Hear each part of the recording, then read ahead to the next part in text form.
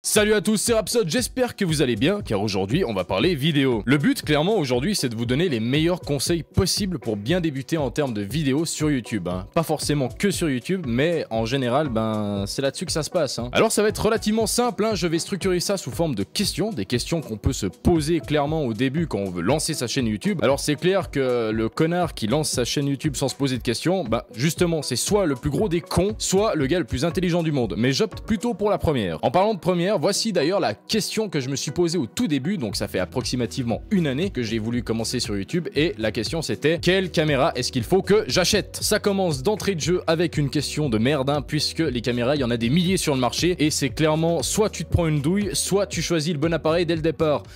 Or pour moi c'était clairement la douille. On peut dire que c'était quand même l'une de mes pires douilles du monde, mon cul n'en revient toujours pas de ces 1200 balles dépensées, et d'ailleurs c'est une histoire que je vais vous raconter, tiens. Alors c'était un jour normal, je me baladais sur YouTube, j'ai commencé à regarder une vidéo, et par la suite je suis allé dans la description où il y avait un lien qui menait vers une caméra, et comme je cherchais justement une caméra, c'était une sorte de miracle, j'ai cru que Dieu lui-même était avec moi aujourd'hui. Je suis allé sur le site, je suis allé voir le produit, et là je me suis comporté comme l'un des plus gros connards moyens du 21e siècle, c'est-à-dire que je me suis comporté comme un consommateur à la con qui va dans un Apple Store ou dans un autre magasin de téléphone et qui regarde uniquement les mégapixels. Je sais pas pour vous, mais c'est à peu près comme ça que j'ai choisi tous mes téléphones. Je regardais uniquement les mégapixels. Donc imagine si je fais ça pour un appareil, je me fais clairement enculer, mais d'une façon astrale. C'était clairement le cas pour cet appareil. Alors en termes de photos, il va très bien, il y a aucun souci. Par contre, dès que tu veux faire une vidéo avec, tu sens un petit peu la chiasse. Tu sais, quand une personne a la gastro chez toi, c'est exactement la même odeur que t'as. Premièrement parce que déjà, il va filmer qu'uniquement 21 minutes, ce qui est relativement peu. Ça veut dire que tu vas devoir relancer à chaque fois et ça va te casser les couilles, et généralement c'est pas du tout ce qu'on cherche quand on veut faire une vidéo. En termes de batterie, cet appareil c'est pas vraiment une fleur, mais dès qu'on touche à la qualité vidéo, c'est là qu'on entreaperçoit la petite cerise sur le gros tas de merde. Et d'ailleurs je vais vous montrer mes anciennes vidéos. Vous les voyez là? Non, vous les voyez pas? Pas du tout. Vous voyez pas toutes ces couleurs qui dégueulent là? Mais non, ça fait rien, c'est juste une vidéo que je vais poster sur YouTube, finalement c'est pas si grave que ça. Cette expérience a clairement été traumatisante pour moi. Bon, je prends pas ça comme un échec, je prends vraiment ça comme une expérience, et de toute façon j'ai changé d'appareil, donc tout va très bien. Venons-en au premier conseil que je vous donne, fiez-vous uniquement aux faits et testez l'appareil avant de l'acheter. Essayez d'aller dans un magasin, de vous faire conseiller, sinon regardez une multitude de vidéos avant d'acheter le produit, et surtout testez-le. Essayez au moins d'avoir la possibilité de le tester, c'est le plus important. Pour le GH5 justement, j'avais réussi à le tester, bien sûr j'avais regardé une multitude de vidéos et de contenus par rapport à ça, mais c'est vraiment le test qui a été le plus concluant et ce qui m'a fait l'acheter. Déjà en termes de prix, vous allez trouver cet appareil en dessous de 2000 francs la plupart du temps, pour le boîtier uniquement, sans objectif. Pour l'objectif ce sera 2500 francs. Par contre je vous déconseille d'acheter le GH5 avec son objectif, achetez uniquement le boîtier et choisissez un objectif qui vous convient bien mieux. Moi par exemple je voulais un objectif grand format, ce qui n'était pas du tout le cas de celui qui était vendu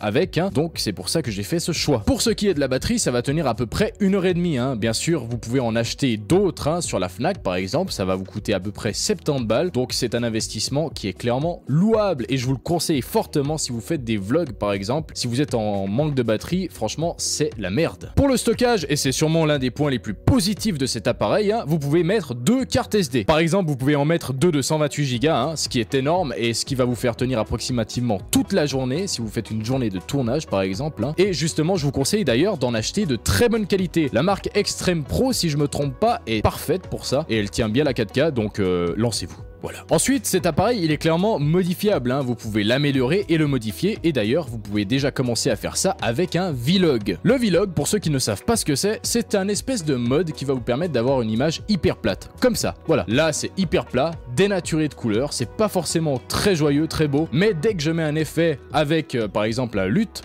voilà, ça donne ça, et c'est clairement mieux, et ça va justement vous aider si vous faites une cinématique, par exemple, de vos voyages, ça va vous donner un effet très cinéma. Pour ce qui est de l'autre amélioration, je voulais parler de l'objectif, pas du boîtier. Le boîtier, on peut pas tellement y toucher, bien sûr on peut le faire avec le vlog, bon ça c'est vraiment une menu fonction, mais dès qu'on veut un peu améliorer l'image, par exemple faire du grand angle, il va nous falloir un objectif qui pète. Et pour ça justement je vous avais conseillé conseillé dans ma vidéo setup, le 18-35 de chez Sigma, qui était l'objectif le plus éclairé du marché et surtout l'un des moins chers. Il va vous coûter 700 balles, hein, la plupart du temps si vous prenez une monture Canon. Bien sûr, c'est clairement moins cher que la plupart des objectifs Panasonic qui coûtent à peu près 2500 balles. Et surtout, n'oubliez pas la bague adaptative qui sera obligatoire si vous voulez un objectif pareil, hein. Bien sûr, si ça vous intéresse, allez regarder ma vidéo setup, tout est expliqué dedans. On en a fini avec la caméra et tout ce qui la concernait, hein. Maintenant on peut passer à la seconde question qui est quel micro choisir et quel matériel de son choisir. Oui, ça fait deux questions et je vous emmerde. Donc quel micro acheter? Personnellement, moi j'ai l'AT2050 de chez Audio-Technica, on en l'avait déjà présenté dans la vidéo setup d'ailleurs. Je vous conseille clairement de l'acheter, vous pouvez y aller les yeux fermés. Cependant, n'oubliez pas, quand vous achetez un micro, il n'y a que ça qui est vendu. Donc la tête avec la cage pour la tenir, c'est tout. Généralement, le câble est vendu à part, donc je vous conseille fortement de choisir le combo câble et micro, comme ça vous évite d'avoir quelques surprises. Alors après, vous avez besoin d'un bras pour tenir votre micro et bien sûr d'une carte son,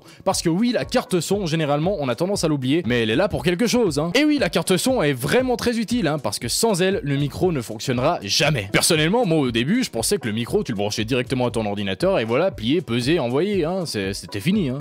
Mais non, il fallait une carte son, et la carte son, généralement, ça coûte assez cher, ça coûte à peu près 300 balles. Donc, je vous conseille fortement d'en acheter une très bonne, ça vous évitera les conneries d'acheter sur Wish, par exemple, hein. Maintenant, je vais vous dire comment monter tout ça, parce que généralement, c'est pas vraiment quelque chose que les youtubeurs vous disent. En tout premier, vous mettez le bras à votre bureau, vous le vissez comme ça, bam bam, vous mettez la cage pour soutenir le micro, vous mettez le micro à l'intérieur, ensuite, vous mettez le câble, vous le faites passer par-dessus le bras, vous branchez ensuite le câble du micro à la carte son, qui va se brancher ensuite à l'ordinateur normal, et l'ordinateur va reconnaître votre carte son directement. Pour finir, téléchargez juste Audacity, c'est gratuit, à la portée de tous et très facile d'utilisation. Ça va vous aider à capturer tout votre son et justement à avoir aucun problème dans vos vidéos. Alors tout ce que je viens de dire, c'était pour le son à l'intérieur de la studio, mais pour ce qui est de l'extérieur, il vous faudra d'autres micros comme celui-là par exemple. C'est un micro directionnel et généralement le son est capté ici. C'est très utile si vous faites des vlogs, encore une fois bien sûr, mais généralement c'est vraiment l'allié le plus utile que vous pouvez avoir dehors. Après, s'il y a du vent dehors, vous avez toujours la possibilité d'acheter un Dead Cat, hein. Bon, le nom est pas très parlant, hein, et franchement j'espère pas trop que c'est un chat parce que c'est chaud.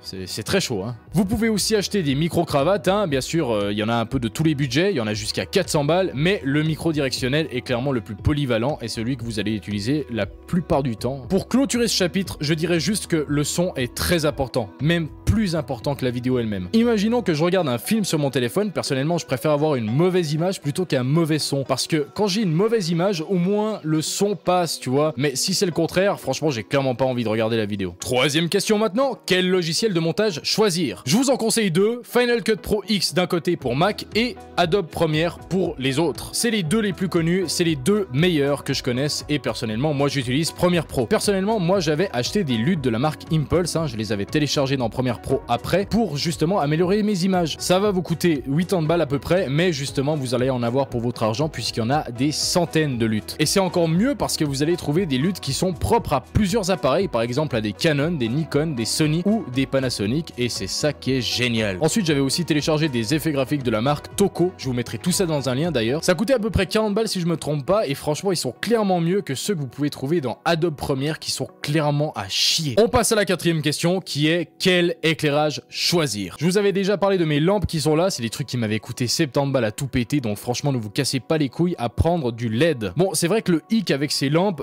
c'est que ça chauffe, hein. C'est pas du LED donc ça chauffe vraiment, et c'est des lampes assez balèzes, hein. Regardez les ampoules. Personnellement moi j'avais été sur Google Images, j'avais tapé éclairage photographe, hein, et j'avais trouvé ces trucs, je les avais achetés, donc franchement ne vous faites pas chier, hein. C'est pas parce que votre youtubeur préféré a des lampes LED qu'il faut forcément en acheter. Voilà, je pense que j'ai fait un peu le tour, c'est clair que j'ai parlé des trucs de base, hein, et que je vous ai pas parlé de travelling, de drone, de stabilisation, tout simplement parce que c'est des vidéos que je vais faire par la suite et pas maintenant. On a fait le tour des bases et bien sûr dans les prochaines vidéos on essaiera d'aller un peu plus loin, pas forcément les prochaines directement, hein, mais bientôt. On se retrouve très bientôt dans une prochaine vidéo et d'ici là portez-vous bien bande de bourrins. Salut!